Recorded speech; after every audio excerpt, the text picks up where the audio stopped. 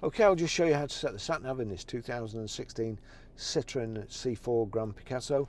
So from any screen, the north button here, the second one up from the bottom, that brings up the sat-nav.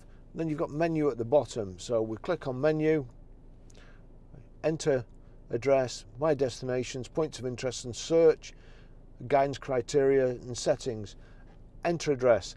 It's saying city, but we're going to put in the postcode. So we're Grosvenor Garage, Chorley Road, Wantleydale, Preston, PR.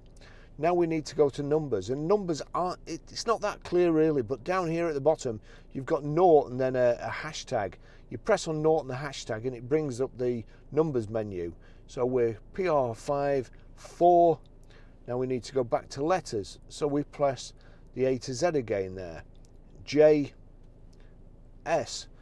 And the numbers and letters are quite tiny on here for my fingers. Click OK.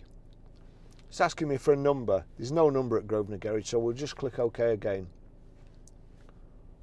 And that's it.